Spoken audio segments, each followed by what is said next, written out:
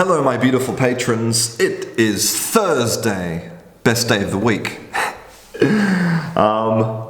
It's been quite a productive day so far today. It's 2 o'clock and I've been to the accountant and I've been into the school to collect some things and I've done some emails and all sorts of stuff. And now I'm doing this. I'm super productive today. The reason I went to the school was to get some of my filming equipment for two reasons. One is that now that it's winter, there's not a lot of light coming through this window. So I needed to go and get my lights from the school so that now look, I'm beautiful and illuminated. And also, the second thing I wanted to do is I'm trying to eliminate the echo from this room. There's a lot of echo, mainly because there's not a lot of furniture, and so I brought home all of these blankets from the school and I put them on the floor to try and reduce the echo. But yeah, I don't think it's working very well. So I don't know what I'm going to do about that little problem. So I hope you're having a great day. Let's talk about word of the day. Word of the day today is mentor. So dictionary definition of mentor.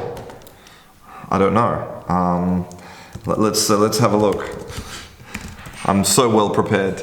The dictionary definition of mentor is an experienced and trusted advisor. So it's a noun and a verb, so the verb is to advise or train somebody. So yeah, and usually you have or the second, the sub-definition is an experienced person in a company or educational institution who trains and counsels new employees or students. So yeah, so maybe if you went to university, you had a mentor to help you with your thesis. Maybe you have a mentor in life to help you with life decisions. Now, I thought this word mentor was related to something to do with mental. And I thought there was a relation between mental or mentality or something to do with brains. I thought that was the connection. But actually it has nothing to do with that at all. Now, I don't know if you know the story of the Odyssey, Homer's very famous book. Homer, he wrote the Odyssey, and in this book he goes away, on his Odyssey, because that's what the book is about. Next week on Literature with Christian. So he goes off on an Odyssey, and but he leaves his baby with a guy called Mentor. So Mentor is a character from the book The Odyssey who raises the baby, and basically teaches him about life. He is the baby's mentor, and I was very surprised to learn that little piece of information. And another little thing that surprised me this week is I discovered that in France they use the term fake news, but not in French. They literally say je suis fake news. What a beautiful French accent. Je suis fake news. And of course, the French are very protective about the French language. And so they're not happy. There's a group that is not happy with this. They don't want French people to say fake news. In fact, the group of people is called the Commission for the Enrichment of the French Language. Now that's kind of ironic, right? That's kind of ironic that they want to enrich the French language by eliminating words coming in. That's not what enriching is, okay? Enriching is when you get enriched by external experiences. It's called an oxymoron. when the name of the thing doesn't match the... Anyway, so what do they suggest is the replacement for fake news in French? They want people to say information fallacieuse. Let's look at this in a very simple way.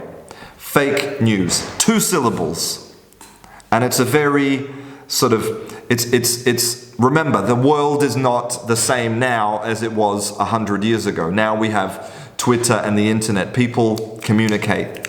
Everybody knows what fake news is, right? 2 syllables, fake news. Let's look at what they're suggesting. Information fallacieuse. That's 7 syllables. So, which one do you think people are going to choose? I think that, you know, maybe I'm wrong. I'm probably wrong about this for various reasons, but you know, perhaps one of the reasons that French has not succeeded in becoming an international language, and it could have been because French was very well respected in academia for academic purposes. French has a long history of you know, the same type of colonialism as Britain. You know, the French went to Africa the same. You know, they went all over the world to Polynesia. You know, so the French language was spread all over the place. And perhaps one of the reasons that it didn't succeed in the same way as English in becoming an international language is because they were too protective. You know, English is like, yeah, come in, bring your words, no problems. No problems. We'll pronounce them the way you pronounce them, no problems. Croissant, okay. But the French, they were so protective and so sort of strict, maybe they destroyed their opportunity to be number one. So, I don't know. Anyway, that's it for today's Kangaroo Daily Digest. I'm Christian. This is Kangaroo English. I'll see you tomorrow in Word of the Day.